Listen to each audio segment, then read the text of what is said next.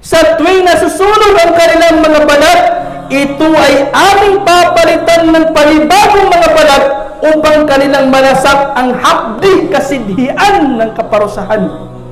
Baka isipin ng tao, pag masunog na ako ay tapos na, patay na ako. No, walang kamatayan sa impyerno, walang kapahinahan sa impyerno, mga kapatid. Ito ay sinasabi sa atin ni Allah subhanahu wa ta'ala hindi para ipakita niya sa atin na wala siyang awa. Hindi. Sinasabi ito sa atin ni Allah subhanahu wa ta'ala bilang babala.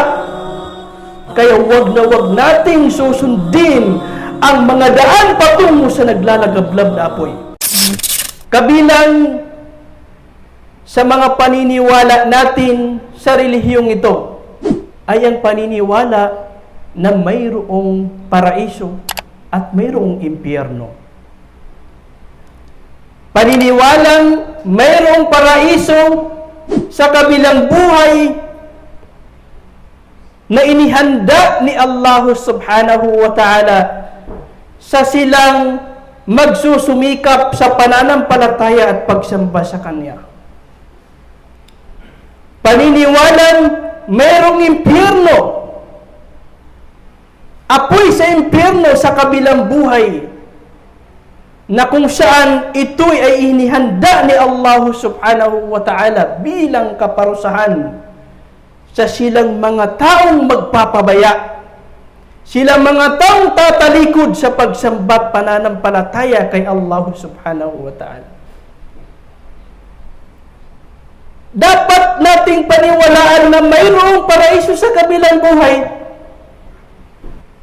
Pag mayroong tayong paniniwala, pananampalataya, na mayroong paraiso sa kabilang buhay na nilikha ni Allah, inihanda ni Allah subhanahu wa ta'ala para sa silang mananampalataya kay Allah at magpapakabuti para kay Allah subhanahu wa ta'ala, tayo ay mai-encourage. Sa 5 beses na pagdarasal natin araw-araw, obligadong pagdarasal. Salatul subh, salatul dhuhr, salatul asr, salatul maghrib, salatul isya. At sa iba pang mga obligasyon na iniubliga sa atin ni Allah subhanahu wa ta'ala. Sa tuwing tayo ay nakakaramdam ng laziness,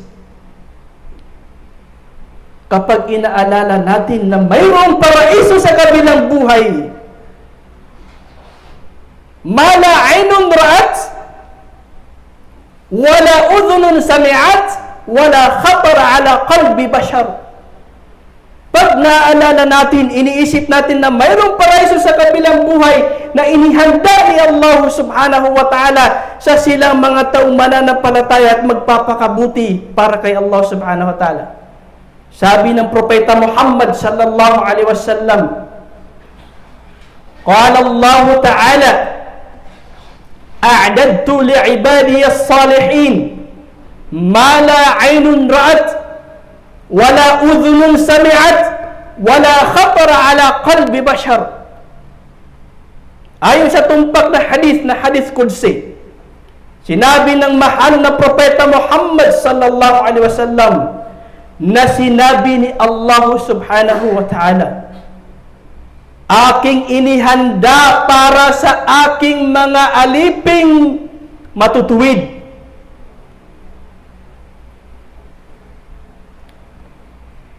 Ang paraiso na hindi nakita ng mata, hindi narinig ng tainga, at kailanman hindi sumagi sa puso ni numan. Hindi kailanman sumagi sa puso ng tao. Ang kabutihan na napapaloob sa paraiso na ito na inihanda ni Allah subhanahu wa ta'ala para sa mananampalataya ay hindi kailan nakita ng mata. Isipin na natin kung ano ang mga masasarap sa paningin, mga magaganda sa paningin natin na nakita natin sa mundong ito. Kailan may hindi natin yan may kukumpara sa kabutihan na napapaloob sa paraiso ni Allah subhanahu wa ta'ala kasi hindi nga nakita ng mata. ang kabutihan na napapaloob sa kabilang buhay sa paraiso ni Allah ay hindi narinig ng tainga. Isipin mo na ang mga masasarap sa pandinig na narinig mo dito sa mundong ito. Kailanman hindi mo yan may kukumpara sa mga masasarap sa pandinig na mayroon sa loob ng paraiso ni Allah subhanahu wa ta'ala. Wala khatara ala qalbi bashar, ang kabutihan na napapaloob sa paraiso ni Allah ay hindi kailanman sumagi sa puso ng tao. Hindi kailanman maisip ng tao. Mag-imagine ka na, mag-isip ka na ng napakasarap, napakabuti na meron sa mundong ito. Kailanman hindi mo yan may kukumpara sa kabutihang napapaloob sa paraiso ni Allah subhanahu wa ta'ala.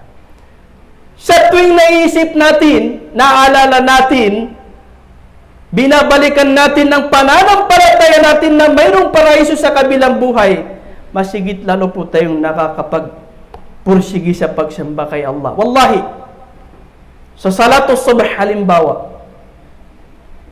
kapag nasa kalagitnaan ka ng kahimbingan ng tulog at narinig mo ang adhan, isipin mo, mundo lang ito. Ang buhay sa mundong ito ay panandalian lamang at mayroong paraiso sa kabilang buhay na nakahanda para sa silang magpupursigi sa pananampalataya at pagsamba kay Allah. Wallahi, makakayanan mong makagising.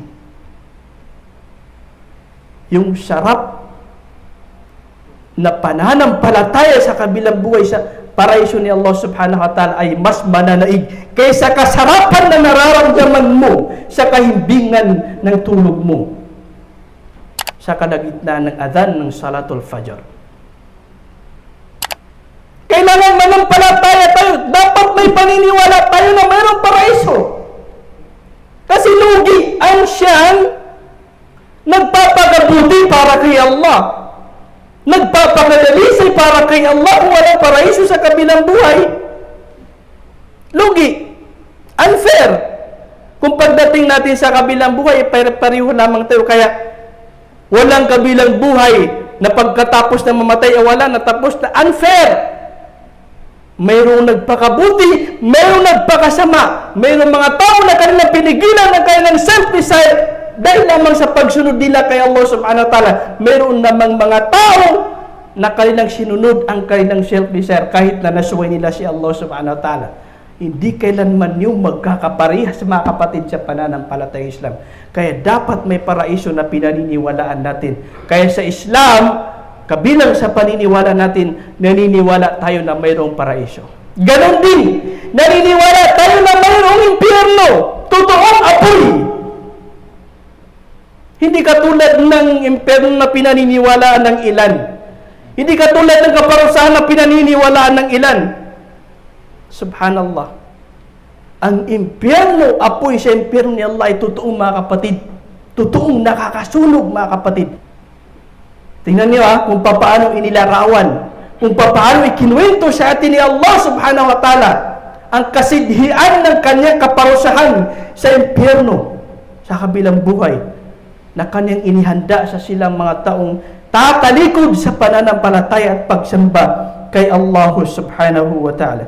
Sabi ni Allah subhanahu wa ta'ala sa banal na Quran, Innal ladhina kafaru bi ayatina sawfa nuslihim nara kullama nadijat juluduhum baddalnahum juludan ghayraha liyadhuqul 'adab Inna Allah kana azizan hakima.